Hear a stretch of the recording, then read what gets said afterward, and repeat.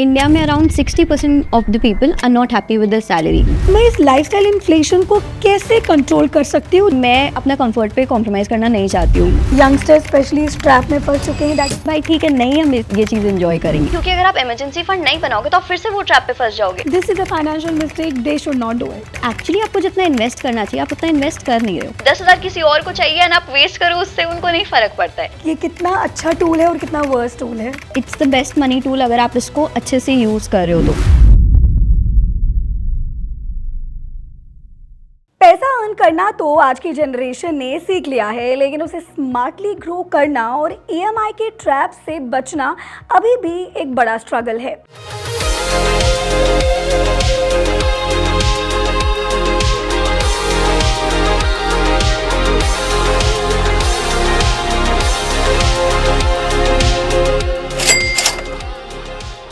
तो इन्हीं financial confusions को एकदम जेनजी और रिलेटेबल तरीके से डीकोड करने के लिए बक्सटॉक पर आज हमारे साथ है इंडिया की one of the most popular content creator और finance educator CA Sakshi Roy. Hi Sakshi, welcome to Zee business. Hi, thank you for having me here. It's wonderful sitting over here with you. सबसे पहला मेरा जो आपसे क्वेश्चन है वो यही है कि आज के टाइम पर अगर हम बात करें तो एक 9 to 5 जॉब या एक रेगुलर जॉब से वो फाइनेंशियल फ्रीडम जो है या वो फाइनेंशियल गोल्स लोगों के मीट नहीं हो पा रहे हैं and they are going for side hustles या पैसिव इनकम या पार्ट टाइम जॉब्स। सो आज के टाइम पे what do you feel as an expert कि कितना ज़रूरी है एक साइड इनकम होना? सी टू बी ऑनेस्ट, अभी मैं कुछ टाइम पहले एक रिपोर्ट पढ़ रही थी तो उसमें इट वाज मेंशन कि इंडिया में around 60% of the people are not happy with the salary, क्योंकि उनकी सैलरी उनके फाइनेंशियल गोल्स मीट नहीं कर पा रहे। और इसका मेजर रीज़न ये है कि first increasing cost of living, bills increase हो रहे हैं, ग्रॉसरीज, रेंट, सभी चीज़ इंक्रीज हो रहे हैं। To top it lifestyle inflation एक ऐसा इनविजिबल, आप बोलोगे कि पता भी नहीं चलता और लोगों अपना एक्सपेंसेस ऐसे इंक्रीज हो जाते हैं। तो फिर सिर्फ एक इनकम पे अगर वो डिपेंडेंट रहता है तो उनके लिए बहुत टफ हो जाता है। So I feel passive income is actually important. उससे आपका क्या होता है कि आप एक सोर्स ऑफ इनकम पे डिपेंडेंट नहीं हो। सेकेंडली, आप फाइनेंशियल एनजाइटीज़ नहीं होती आपको। तो मेरे अकॉर्डिंग तो हर एक पर्सन को, even if they are in, अगर मान लो वो टीचिंग में ही है एंड वो एक इंस्टीट्यूट के साथ पढ़ा रहे हैं तो मे बी वो टीचिंग के साथ ही फ्रीलांसिंग स्टार्ट कर सकते हैं। मे बी वो 10-15,000 20,000 भी अगर वो हर मंथ अर्न कर रहे हैं एक्स्ट्रा, तो वो उनको वो बर्डन से बहुत ज़्यादा सेव कर सकता है। और अब जिन लोगों की साइड इनकम है, जो अपने रेगुलर इनकम के साथ भी साइड इनकम कमा रहे हैं, तो उनके लिए जो टैक्स के रूल्स हैं, जो नियम हैं, वो कितने डिफरेंट है एक नॉर्मल सैलरीड पर्सन से? सो अगर हम इनकम टैक्स की बात करें तो मेरे को लगता है इसमें 3-4 चेंजेस हो जाते हैं। फर्स्ट, अगर हम इनकम हेड की बात करें तो अगर आप सैलरी कमा रहे हो तो इनकम फ्रॉम सैलरी आ जाता है आपका, जिसमें आपको इनकम टैक्स में स्टैंडर्ड डिडक्शन मिलता है 75,000, बाकी आपको पूरे सैलरी पे टैक्स देना होता है। बट अगर आप साइड इनकम, कुछ साइड हसल कर रहे हो तो उसमें आपका profit and gains from business and profession आएगा। अब उसमें आपको टैक्स आपके जो आप एक्सपेंसेस लेस करके जो एक्चुअल प्रॉफिट आता है आप उस पर उसको टैक्स देना होगा। बेसिकली आपको प्रॉफिट पे टैक्स देना होता है। ये एक मेजर डिफरेंस आ जाता है आपका टैक्स हेड में। सेकेंडली, साइड हसल जो लोग करते हैं उनके लिए एक बहुत बेनिफिशियल सेक्शन है 44 ADA, जिसमें अगर आपका इनकम 50 लाख तक है तो आप डायरेक्टली 50% पे टैक्स दे सकते हो। सो बेसिकली उसमें आपको कोई बुक्स ऑफ अकाउंट्स मेंटेन नहीं करना है, आपको ऑडिट कराने की ज़रूरत नहीं। और अगर आपका इनकम 20 लाख है तो आप डायरेक्टली 10 लाख पे टैक्स देते हो। This is one thing. And another very important thing is salary में हमारा TDS डिडक्ट हो जाता है, तो हमें एक्टिवली टैक्स पे नहीं करना पड़ता है उस समय। बट जब आप कुछ और बिजनेस कर रहे हो तो वहाँ पे हो सकता है आपका TDS डिडक्ट नहीं हो। प्रोफेशनल कभी कभी हो सकता है 194J के अंदर TDS डिडक्ट हो जाए, बट अपार्ट फ्रॉम दैट आपके ऊपर बर्डन होता है एडवांस टैक्स भी देने का। तो अगर आपका इनकम 10,000 से ज़्यादा बढ़ रहा है साल में तो आपको उसके ऊपर एडवांस टैक्स देना होता है। तो वो चीज़ एक है जो आई थिंक लोगों को ध्यान देनी चाहिए। जितनी जितनी लोगों की सैलरी बढ़ती है उतना उतना उनका कंफ्यूजन बढ़ जाता है कि मैं न्यू रेजिम लूँ या मैं ओल्ड रेजिम लूँ। तो लेट्स जस्ट से अगर किसी की सैलरी इस समय 10 से 15 लाख के बीच में है तो without any heavy calculation what do you suggest as an expert कि उन्हें कौन सा रेजिम के लिए जाना चाहिए एंड क्यों? आई think this is the most common question जो हमारे पास भी आते हैं। कभी टैक्स पे वीडियोस बनाओ तो फर्स्ट ओल्ड ले या new tax रजीम। But I think अभी ये बहुत ईजी हो गया है ये चूज़ करना कि आपको न्यू लेना है या ओल्ड। बेसिकली अगर आपका इनकम, आप सैलरीड पर्सन हो और आपका इनकम 12,75,000 तक है तो आपको न्यू टैक्स रिजीम ही चूज़ करना चाहिए, बिकॉज वहाँ पे आपको 75,000 का डिडक्शन मिल जाएगा और प्लस 12 लाख पे आपको कोई टैक्स नहीं। तो दिस इज़ वेरी क्लियर कि अगर आपका इनकम 12 लाख तक है तब तो आप न्यू टैक्स रिजीम ही सेलेक्ट करो। अब इसमें एक और आता है कि अगर आपका इनकम 24 लाख के ऊपर है और आपका डिडक्शन 8 लाख रुपीज़ से ऊपर है, तभी आपके लिए ओल्ड टैक्स रिजीम बेनिफिशियल होगा, अदरवाइज न्यू टैक्स रिजीम। अब ये जो ब्रैकेट है ना 10 to 15, इसमें आपको क्या होगा कि मोस्ट केसेस में new tax regime will be beneficial. लेकिन अगर आपको लगता है कि आपके पास ATC का डिडक्शन है, आप इन्वेस्टमेंट्स कर रहे हो, आपके पास होम लोन है, तब उस केस में आपको केस टू केस बेसिस में कैलकुलेट करना होगा कि आपका इनकम कितना है, डिडक्शन कितना है, एंड फिर उस दोनों टैक्स को कंपेयर करना पड़ेगा। बट अभी अगर हम न्यू टैक्स रिजीम की बात करें, ATC हट गया, मतलब बड़े बड़े डिडक्शंस जो मिलते थे वो हट गए हैं, तो ऐसे में लोग बहुत ज़्यादा अपसेट है कि न्यू टैक्स रिजीम में तो ये सब बेनिफिट नहीं मिलता है। तो ऐसे में आर देयर एनी, मतलब मैं कह सकती हूँ कोई प्रैक्टिकल तरीके ऐसे हैं क्या, या कुछ अभी ऐसा बचा है जिससे कि न्यू टैक्स रिजीम में होने के बावजूद भी लोग और ज़्यादा बचत या टैक्स बचा सकते हैं? Is there anything? See frankly speaking most of the deductions तो न्यू टैक्स रिजीम से हट ही गए, बट अभी जैसे आप बहुत सिंपल हो गया taxation as compare to the old tax regime. तो न्यू टैक्स रिजीम में आपका ये चीज़ हो सकता है, फर्स्ट आपको स्टैंडर्ड डिडक्शन मिल जाएगा 75,000 का। सेकेंड, आपको जो आप होम लोन पे करते हो, तो अगर आप प्रॉपर्टी को लेट आउट कर रहे हो तो उसमें आपका जो इंटरेस्ट कॉस्ट होता है उसका आप डिडक्शन ले सकते हो, ये आपको न्यू टैक्स रिजीम में भी अवेलेबल है। एंड लास्ट 80CCD2 एक सेक्शन होता है जिसमें NPS कॉन्ट्रीब्यूशन आता है एम्प्लॉयर का, एक ये डिडक्शन भी है जो आप न्यू टैक्स रिजीम में क्लेम कर सकते हो। बट इसमें से बहुत सारे सेक्शन ऐसे हैं जो हम यूज़ नहीं करते हैं, तो डिडक्शंस के मामले में I think the old tax regime was obviously better. New tax regime में ऐसे बहुत कुछ बचा नहीं है कि आप अलग से अपने सैलरी का मतलब इनकम कम कर सको। सो नाउ टैक्स बचाने के बाद जो एक बहुत इम्पॉर्टेंट स्टेप आता है पर्सन की लाइफ में, दैट इज़ इन्वेस्टमेंट, यानी कि वेल्थ क्रिएट करना। और उसके लिए I am sure SIP is something जो सबसे ज़्यादा ट्रेंड कर रही है।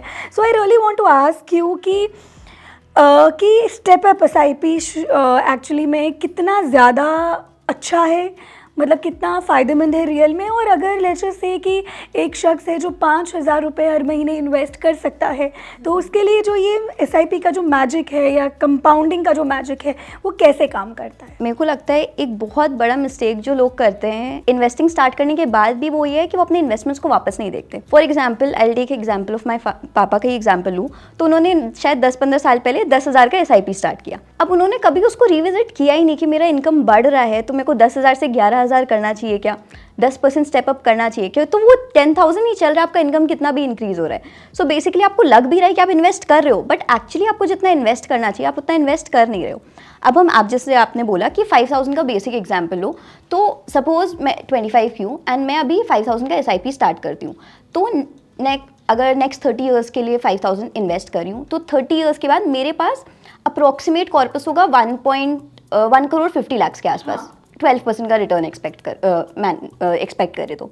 लेकिन वहीं अगर मैं 5,000 को हर साल 10% से स्टेप अप करती हूँ क्योंकि मेरी इनकम इंक्रीज़ कर रही है, अब मेरे पास तो एडिशनल इनकम है ही इन्वेस्ट करने के लिए, तो अगर मैं 5,000 उसको 10% से स्टेप अप करूँ तो वही 30 ईयर्स के बाद मेरा कॉर्पस अराउंड 4 करोड़ के आसपास आ जाएगा। तो ये इतना बड़ा डिफरेंस क्रिएट हो जाता है एक नॉर्मल स्टेपअप से, और ये स्टेपअप आपको बहुत ज़्यादा पिंच भी नहीं करेगा क्योंकि आपकी इनकम ऑलरेडी इंक्रीज हो ही रही है, आपको बस उस इनकम का एक थोड़ा सा पोर्शन और इन्वेस्ट करना है। SIP तो ग्रो हो जाती है, बट म्यूचुअल फंड्स में अभी STCG LTCG टैक्स को लेकर बहुत सारे नियमों में बदलाव हुए। तो ऐसे में एक यंग इन्वेस्टर ले जैसे जो 20-25 ईयर्स का है, तो वो अपना जो पूरा पोर्टफोलियो है उसको वो कैसे मैं कह सकती हूँ एक रीबैलेंस कैसे कर सकते हैं, जैसे कि उनका प्रॉफिट भी रहे और टैक्स को लेकर भी, मतलब it has to be legal and everything has to be clear. So basically अभी हमारा शॉर्ट टर्म कैपिटल गेन्स पे 20% का टैक्स लगता है एंड अगर लॉन्ग टर्म है तो 12.5%। अब इस 12.5% में ये भी है कि आपको 1.25 लाख का एग्जेम्पशन मिल जाता है कि आपको स्टार्टिंग के 1.25 लाख पे टैक्स नहीं देना होता है। अब अगर हम रीबैलेंसिंग की बात करें तो सबसे पहले एनुअल हार्वेस्टिंग की बात करते हैं। तो अगर हम प्रॉफिट हार्वेस्टिंग कर रहे हैं कि आप हर साल एक प्रॉफिट बुक कर लेते हो अपने म्यूचुअल फंड से, तो ये आई गेस सभी इन्वेस्टर्स को करना चाहिए, सारे लोगों को, क्योंकि इससे क्या होगा कि आप हर साल अगर 1.25 लाख तक का प्रॉफिट बुक करो तो उससे आपका कॉस्ट, जो इन्वेस्टमेंट का कॉस्ट होता है वो कॉस्ट स्टेप अप हो जा रहा है। अब जब फाइनली आप 10-15 साल के बाद, या आप रेगुलरली कर रहे हो, 10-15 साल के बाद जब आप इस म्यूचुअल फंड को सेल करोगे तब आपका टैक्स इस पर बहुत कम लगेगा। तो आप आपको ये जो 1.25 लाख का बेनिफिट है ना, ये हर साल ले लेना चाहिए। ये हो गई प्रॉफिट हार्वेस्टिंग की बात। और नेक्स्ट अगर हम लॉस हार्वेस्टिंग भी देखें, अभी लास्ट जब मार्च क्लोजिंग हुआ तो एनीवे सबके पोर्टफोलियो रेड में थे तो आई गेस काफ़ी लोगों को यूज़ आया होगा।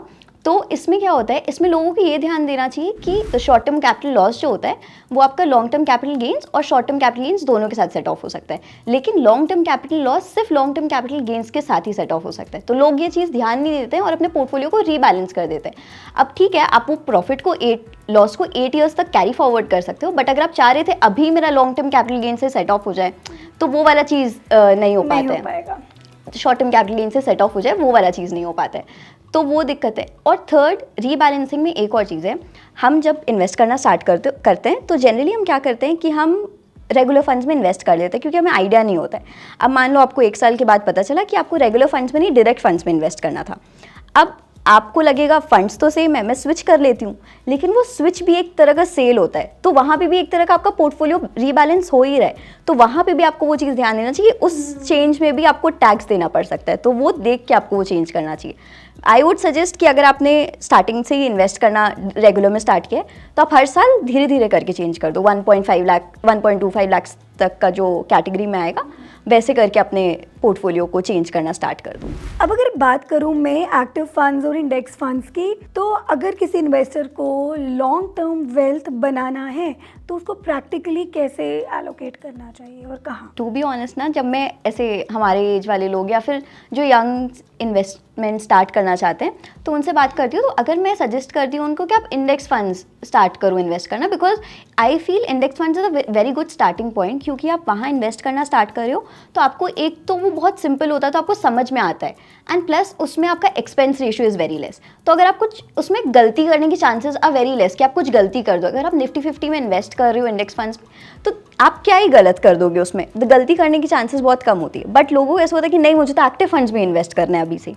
तो मेरे अकॉर्डिंग अगर आपको लॉन्ग टर्म वेल्थ बिल्ड करना है तो स्टार्ट विथ इंडेक्स फंड्स। वो इंडेक्स फंड्स में आप इन्वेस्ट किया आपने, उसके बाद थोड़े से म्यूचुअल फंड्स के बारे में पढ़ना स्टार्ट करो, समझो कि एक्टिव फंड्स काम कैसे करते हैं, लार्ज कैप फंड्स क्या होते हैं, मिड कैप फंड्स क्या होते हैं, स्मॉल कैप फंड्स क्या होते हैं, और उसके बाद आपको अपना रिस्क के अकॉर्डिंग, अगर आप लॉन्ग टर्म के लिए इन्वेस्ट कर रहे हो तो आप कुछ पार्ट स्मॉल कैप्स में इन्वेस्ट कर सकते हो, कुछ को लार्ज कैप में इन्वेस्ट कर सकते हो, and plus flexi cap explore कर सकते हो। I think this is a very good option, but start आपको if you don't have an idea तो इंडेक्स फंड से ही करनी चाहिए। हर कोई कहता है कि इन्वेस्टमेंट करने से पहले कहीं पर भी आपको एक इमरजेंसी फंड जो है वो आपके पास होना बहुत ज़रूरी है।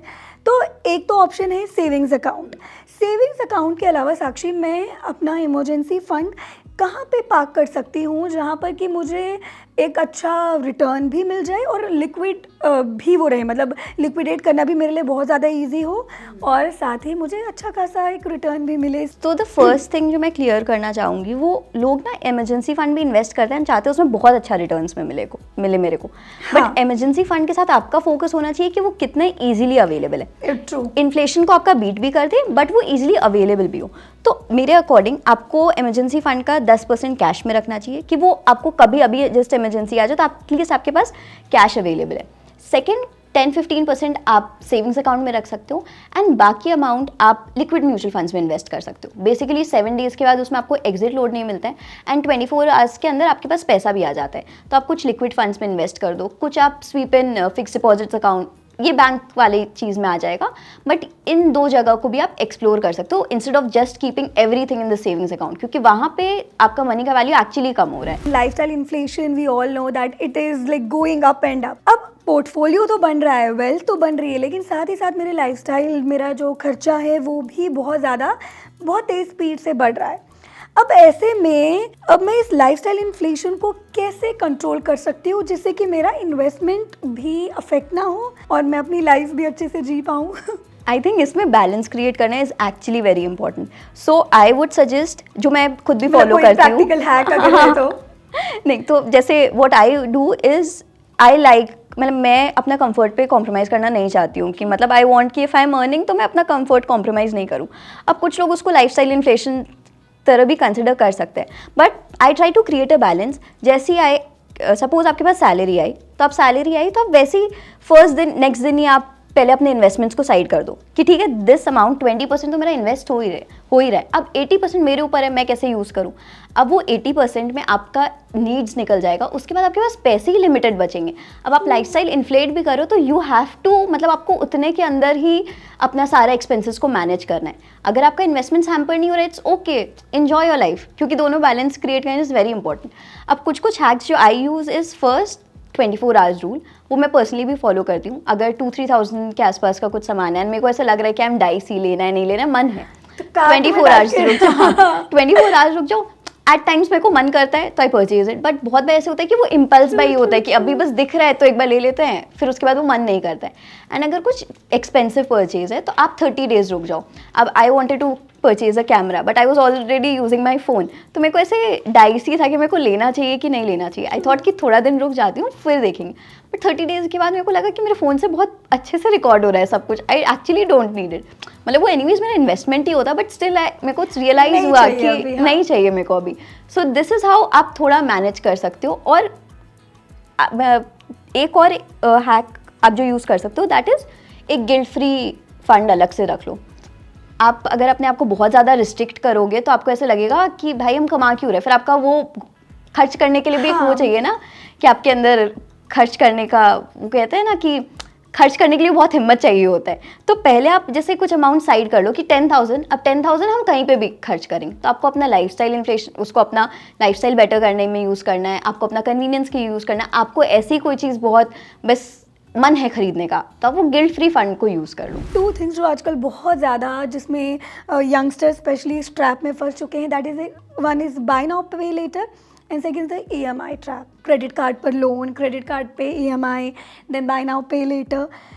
अब कोई अगर यंग एज में ही जिसने अभी कमाना स्टार्ट ही किया था, कुछ साल ही हुए थे, ऑलरेडी फंस चुका है, एंड आई एम श्योर आपके इंस्टाग्राम पर या आपके मतलब आपके DMs में या व्हाट्सएप पे आपसे लोग यूजुअली इस तरीके के सवाल पूछते होंगे कि यार मैं फंस चुका हूँ, मेरे पे इतनी EMI है और मैं कमा तो इतना ही रहा हूँ। तो ऐसे में what is that practical road map या वो फर्स्ट स्टेप क्या होगा इससे निकलने का? सी इफ़ वो अगर सच में EMI से निकलना चाहते हैं तो they have to be strict with themselves.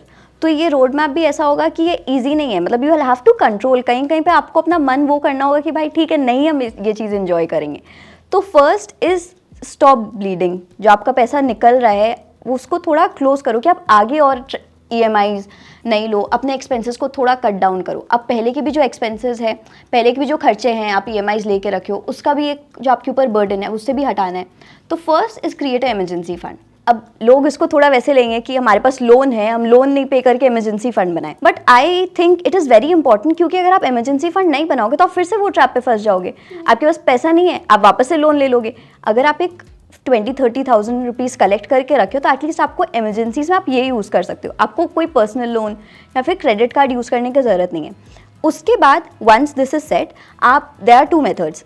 एक में होता है कि आप जो हाई इंटरेस्ट डेट होता है उसको पहले क्लियर करो। अब सपोज आपके पास क्रेडिट कार्ड का EMI क्रेडिट कार्ड्स है, उसके बाद आपके पास पर्सनल लोन भी है और मान लो कोई एक और लोन है, तो अब क्रेडिट कार्ड का इंटरेस्ट 36 to 42%। अब उसमें सबसे ज़्यादा आपको इंटरेस्ट लग रहा है, तो ट्राई टू सबसे पहले कि आप ये वाला डेट को पे ऑफ करो, ये पे ऑफ करो। उसके बाद नेक्स्ट आपको हो सकता है पर्सनल लोन, एंड नेक्स्ट हो सकता है कोई फैमिली से ही लोन लिया हो एंड वो ज़्यादा उसमें आपको बहुत रेट ऑफ इंटरेस्ट नहीं देना हो, तो लास्ट इसको क्लियर करो।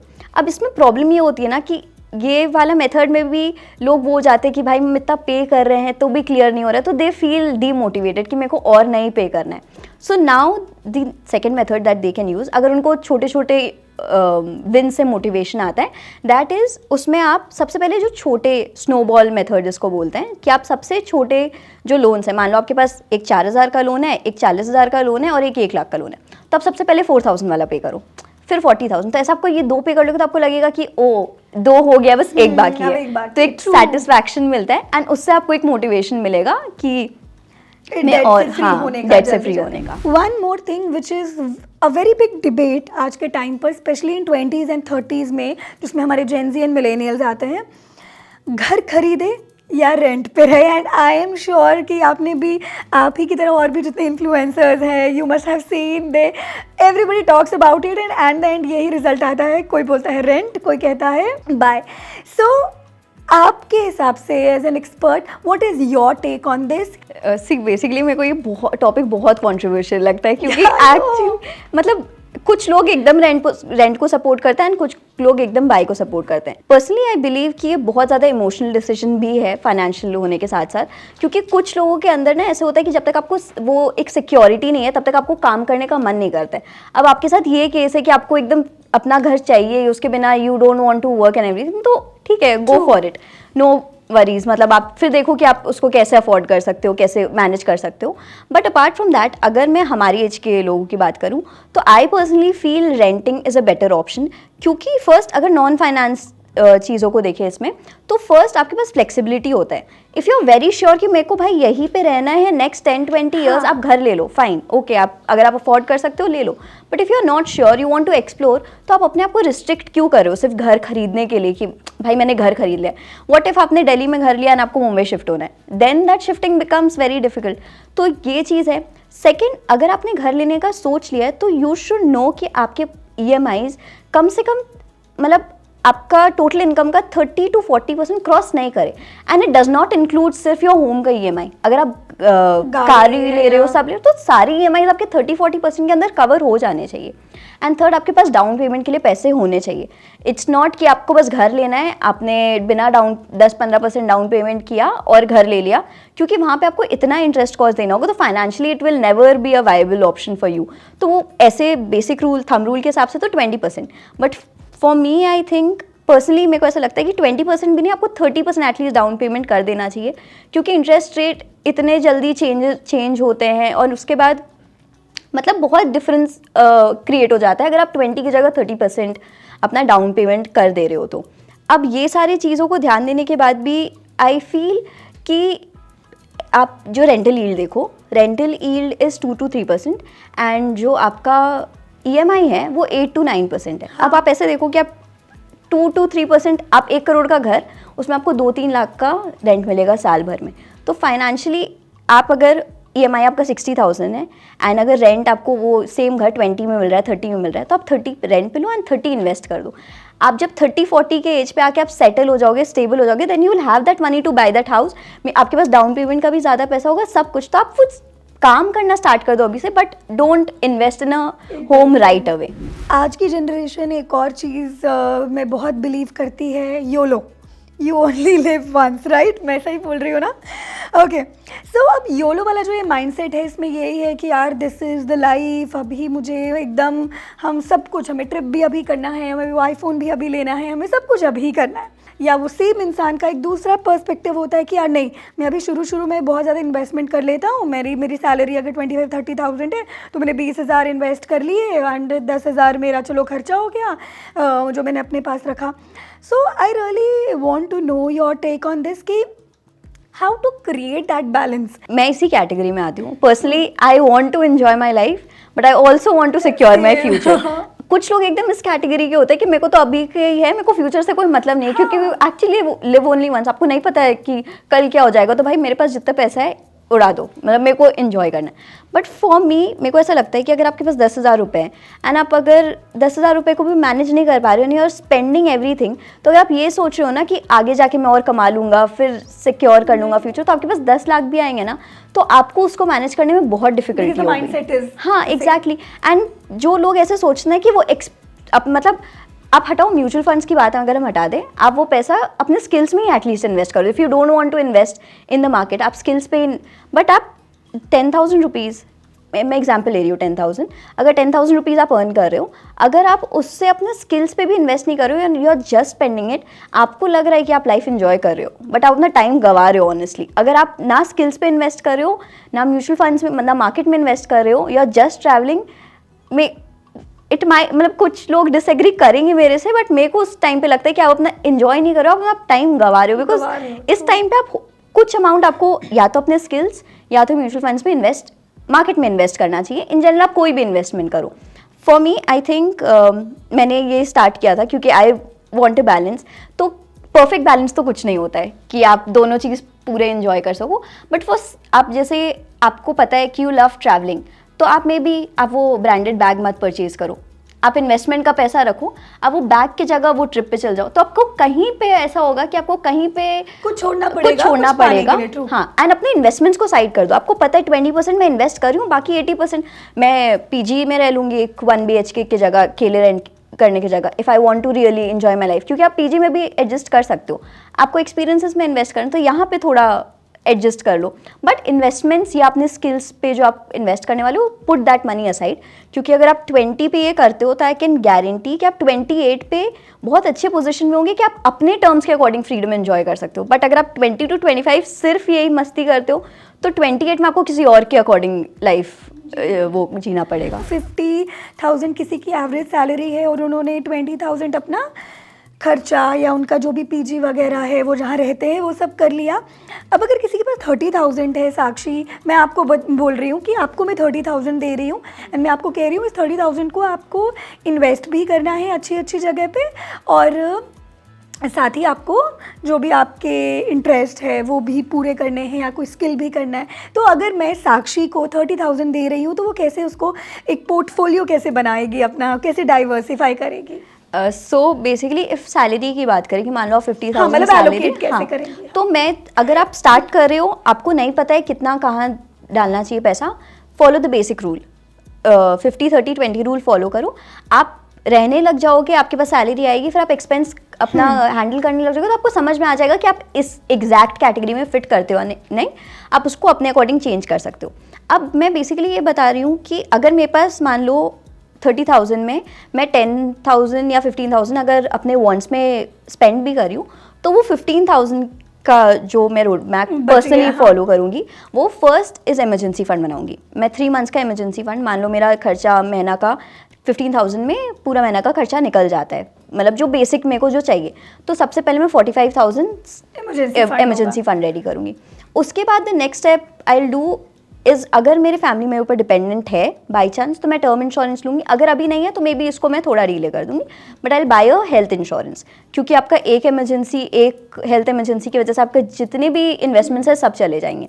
आपको पर्सनल लोन लेना पड़ेगा, क्रेडिट कार्ड्स लेना होगा, वापस से आप वही ट्रैप पे फंस जाओगे कि आपका हाई इंटरेस्ट पे करना है, इसीलिए I will buy a health insurance. Next, अब what I will do is, जो 15,000 है उसको मैं 50% में डिवाइड कर दूँगी। 75,000 से मैं इमरजेंसी फंड बनाऊँगी एंड 75,000 में मार्केट में इन्वेस्ट करना स्टार्ट करूँगी। बेसिकली मेरा गोल रहेगा कि मेरे को 6 महीना का इमरजेंसी फंड रेडी करना है। Once that emergency fund is ready, I have a health insurance, emergency fund, फिर वो मैं फुल जो अमाउंट है उसको I invest in the market. अभी 50% तक रिस्ट्रिक्ट करूँगी जब तक मेरा इमरजेंसी फंड रेडी नहीं होता है। अब इसके साथ one more thing people should do, जब वो अपने मतलब जर्नी स्टार्ट कर रहे हैं, बस अपना अर्ली 20s में है, मतलब 20s में है, तो फिर they should also invest on their skills. हम इंडियंस का एक चीज़ ये होता है कि हम बहुत फ्रूगल होते हैं, तो फ्रूगल हम इस हद तक हो जाते हैं कि कभी कभी उन चीज़ों में भी इन्वेस्ट नहीं करते हैं जो हमारी इनकम इंक्रीज़ कर देता है। सो आई थिंक वो बहुत ज़्यादा आई थिंक इज़ रॉन्ग। तो आपको कहीं ना कहीं वो पैसे निकाल के अपने स्किल्स में भी साथ में इन्वेस्ट करने चाहिए। बहुत सारे फाइनेंशियल मिस्टेक्स है जो लोग करते हैं in their 20s and in their early 30s, जो कि 40s में जाके उनको रियलाइज़ होता है कि यार ये मैंने क्यों किया। सो आपके हिसाब से वो कौन सी टॉप 3 या टॉप 5 ऐसी फाइनेंशियल मिस्टेक्स हैं जो आपको लगता है या जो आप अपने आसपास देखते हो that this is a financial mistake, they should not do it? So financial mistakes की बात करें तो number 1 would be starting late. 25 पे उनको लगता है कि अभी नहीं इन्वेस्ट करते, 35 पे करेंगे, या 20 पे लगता है 25 पे करेंगे, अभी लाइफ एंजॉय कर लेते हैं। आप छोटा अमाउंट से ही स्टार्ट करो, बट स्टार्ट करो, क्योंकि अगर आप आप 25 की एज पे इन्वेस्ट करना स्टार्ट करते हो टू रीच मान लो 1 crore, this is just an example, accurate figures नहीं है, तो आपको 1 करोड़ रीच करना है एट द एज ऑफ 50 या 60 जो भी, एंड वही सेम आप 35 पे स्टार्ट करते हो एंड सेम अमाउंट रीच करने के लिए आपको डबल इन्वेस्ट करना होगा। तो the first thing is start investing early. Second is finance को इन जनरल लोग ऐसे सोचते हैं कि बस मैथ से या फिर बहुत सारे स्प्रेडशीट से दूर भागते हैं उससे, कॉम्प्लिकेटेड है, डिफिकल्ट है, एंड या फिर एक बार पढ़ लिया, मान लो आपने 2018 तक पूरा सब चीज़ पढ़ लिया फाइनेंस के बारे में, उसके बाद अपने आप को अपडेट ही नहीं करते। ये 2 मिस्टेक्स है। तो इसमें क्या होता है, क्योंकि फाइनेंस वर्ल्ड इतना जल्दी जल्दी चेंज होता है, कभी RBI का न्यू रूल आ गया, अभी न्यू इनकम टैक्स एक्ट आ गया, उससे पहले GST हट गया इंश्योरेंस से, तो बहुत सारे चेंजेस आने लगते हैं। तो keep your self updated. I am not telling कि आपको बहुत इन डिटेल आपको बट बेसिक जो होता है ना, टाइम वैल्यू ऑफ मनी क्या होता है, डायरेक्ट फंड्स और रेगुलर फंड्स में डिफरेंस क्या होता है, एक्सपेंस रेशियो क्या होता है, ये जो बहुत बेसिक चीज़ें हैं ना, एटलीस्ट वो आप अपने आप को अपडेट करते रहो। आप ऐसे चूज कर लो कि भाई एक वीक में, every week I learn one new concept, 10-15 minute लगेगा, 20 मिनट लगेगा, आपके पास एक वीक है। दिस इज समथिंग जो फाइनेंशियल लिटरेसी को इग्नोर कर देते हैं। The next one is, I have personally done this mistake, कि स्टार्टिंग में जब पैसे आते हैं तो you want to invest in stocks. अब किसी को फ़ोन किया कि कौन सा स्टॉक में इन्वेस्ट करें, मेरे को थोड़ा सा इन्वेस्ट करना है, एंड दिल टेल यू कि हाँ ये वाले कंपनी में इन्वेस्ट कर दो, बढ़ेगा ना, हाँ हाँ पक्का बढ़ेगा, ये वाला बढ़ेगा, आप इन्वेस्ट कर देते हो। Personally I have also done this, but now I stay away from it. मैं पर्सनली स्टॉक्स के ऊपर अब मतलब instead of stock I go for mutual funds because I think they are much safer option. तो ये mistake बहुत सारे लोग करते हैं। द नेक्स्ट, मैंने अभी पहले ही बात किया था कि दे आर वेरी फ्रूगल, तो वो उन चीज़ों में भी इन्वेस्ट नहीं करते जिससे उनकी इनकम बढ़ सकती है बेसिकली। और ये तो है माइंडसेट इंडियंस का कि मेरे को पैसा बचाना है, they waste the money on something which is not required. But जब उनको ऐसा है ना कि आप यहाँ पे पैसा डालो, तब उनको लगता है यार 10,000 डालना पड़ेगा, यहाँ ऐसे नहीं कर सकते। बट 10,000 किसी और को चाहिए एंड आप वेस्ट करो, उससे उनको नहीं फर्क पड़ता है।